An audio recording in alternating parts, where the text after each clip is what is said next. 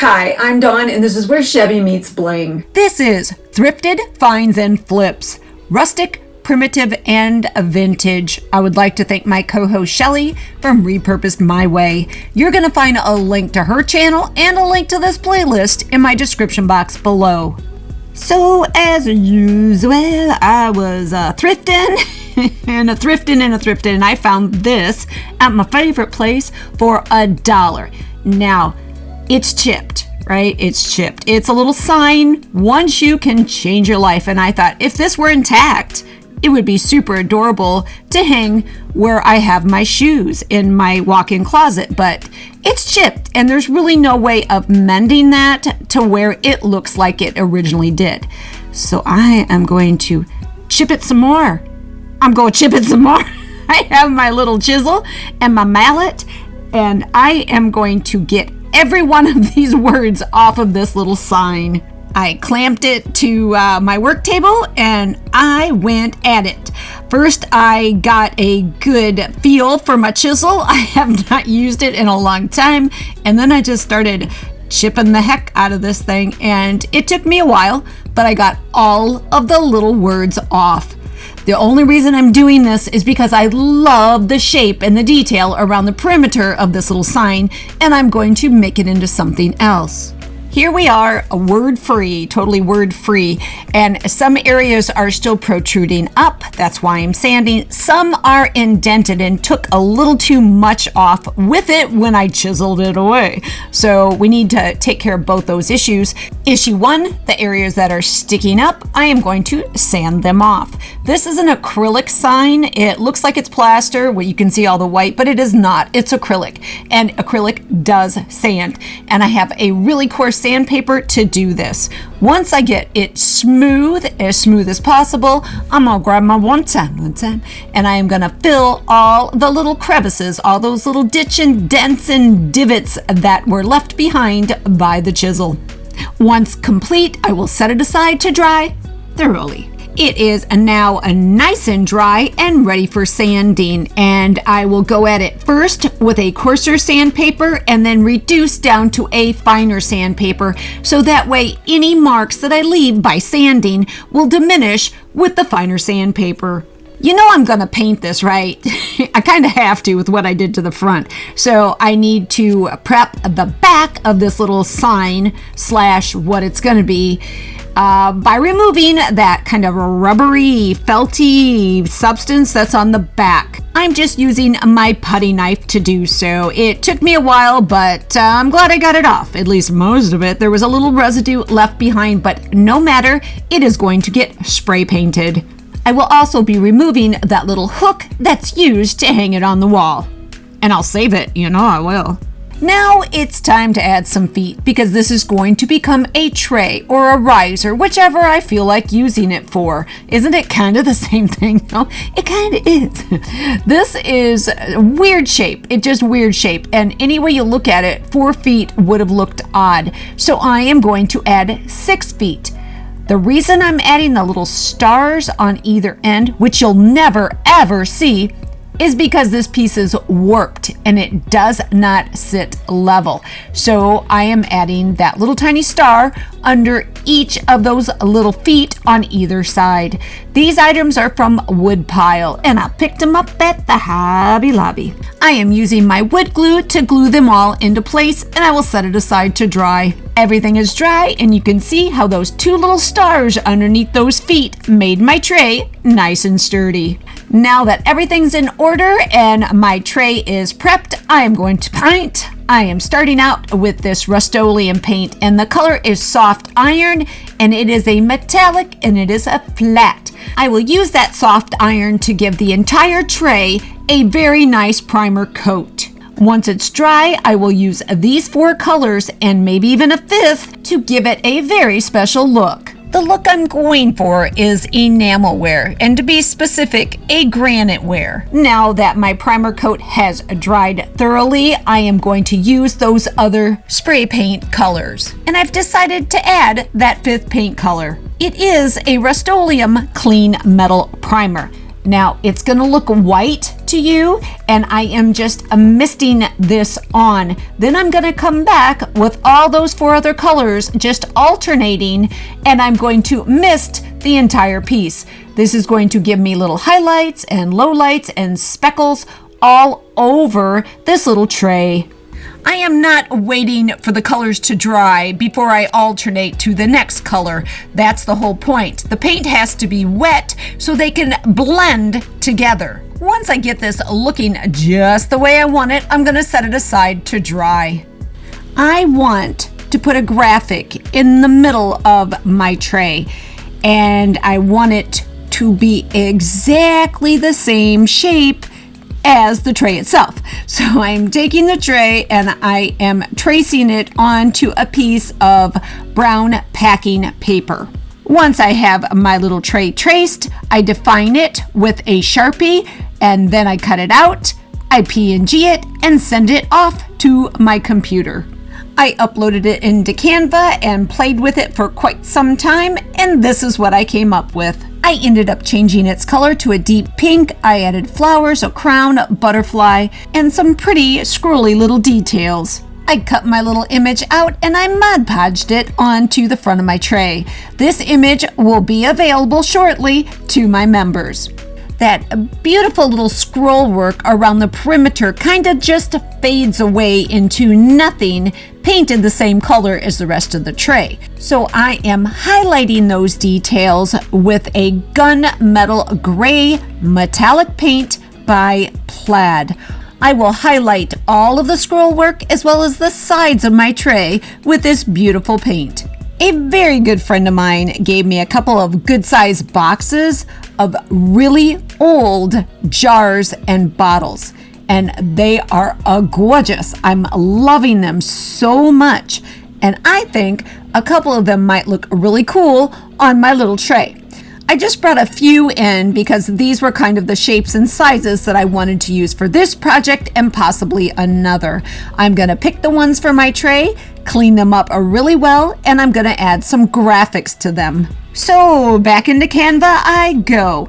And this is what I came up with, but I need more than just graphics. I need some corks and some glass stoppers because most of these bottles don't have any form of closure. So I'm gonna pick a few of my favorites and I'll use those. I will also enhance my little bottles with some ribbon. I have some really spectacular ribbon that looks just like cork, but it's not cork, it's really ribbon, and I picked it up at the Dollar Tree. Every time I go into the Dollar Tree, I try to find this, and I can't find it anymore, which makes me sad. The other ribbon I'm going to use is a transparent satin, also from the Dollar Tree, and it is a dark gray, and once again, super pretty. Love it. I bought these candlesticks on clearance at Hobby Lobby many moons ago, and I only paid $4.40 for each of them individually. They were originally $21.99 each. Can you imagine? No way. There's no way I would ever pay that. But $4.40, yes, they are really sturdy, heavy metal. Now, in real life, they're much brighter. They are much more a turquoise than a verdigris, and I don't like it. I have nothing in my home or my garden that is this color, so we are going to take care of that by painting them. I have painted things in many different ways, but this, believe it or not, is going to look like galvanized metal. It truly is. It will fool people if you take your time and do it right. Now, I really like these. I love these candlesticks, and I really love the parts that are rusted. These came like this. This isn't something that happened in my garage over time. They were rusty in places when I purchased them. So I am going to leave that rust because I like it, and I am going to give the rest of it. Every bit of that turquoise color is going to get painted in a base coat of Art Deco Americana slate gray. Once that's done and they are dry, then the real fun begins, or should I say the magic, because it is like magic right before your eyes. Galvi will appear. Magic. Here we go. Here comes the fun. Here comes the magic. I am using 3 different colors of paint to create this galvanized look. 2 of them are metallic.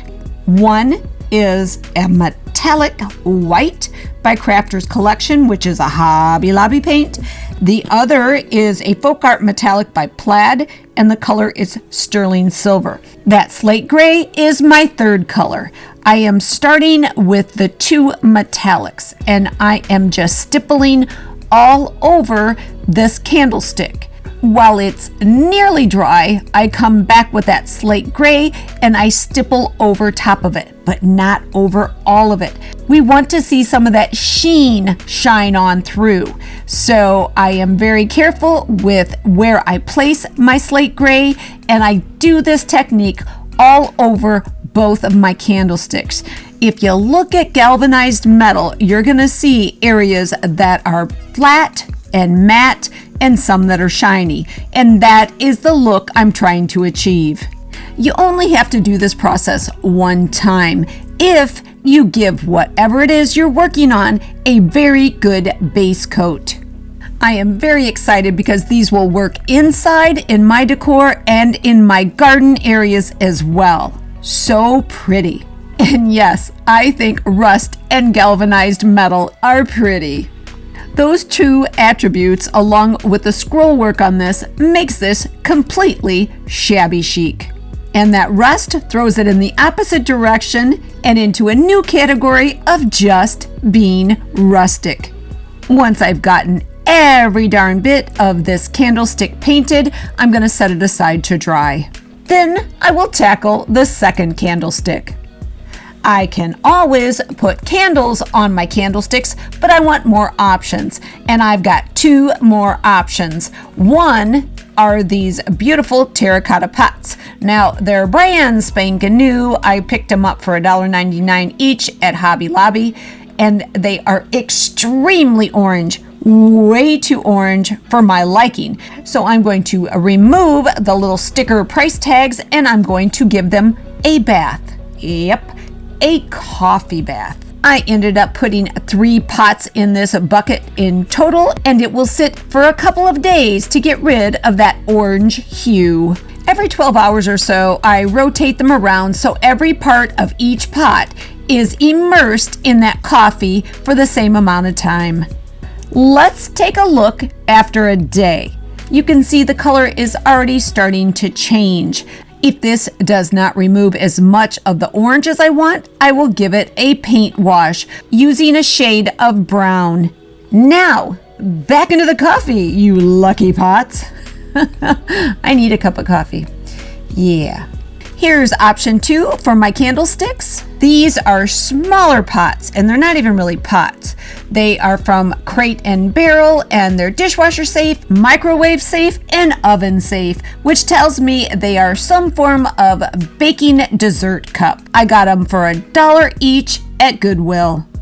That sign is no longer a sign. Can't hang it on the wall anymore. And those turquoise candlesticks are no longer turquoise. I love the way they came out, and I can't wait to share everything with all of you. I tell you, if they really looked like this, I wouldn't have changed them to this.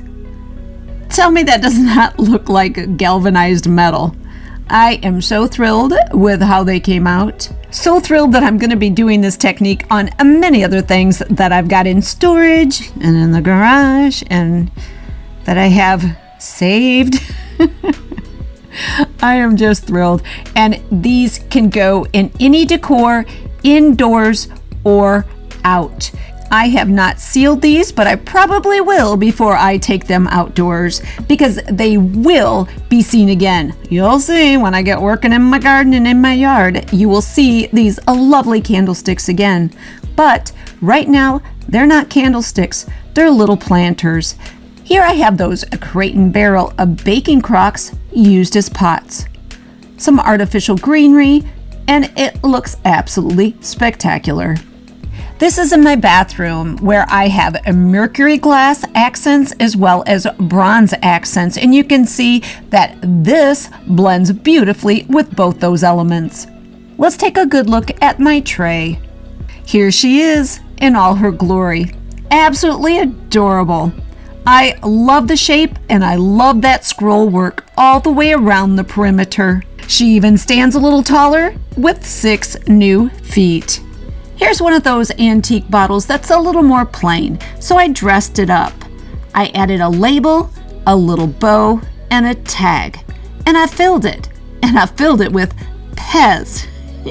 Pez candy, because I thought, kind of had that vibe of like old school pills that they might have taken way back when. Here it sits with one of the little jars and another one of my little bottles. That cork ribbon and that vintage glass wine bottle stopper, along with that label, finish off this little bottle beautifully. I almost forgot. The terracotta pots. We need to see how those came out. Let's go take a look. Here they are, one under the dome and one on the little candlestick. You can see the difference. Such a difference. Just a little unwanted decaf coffee.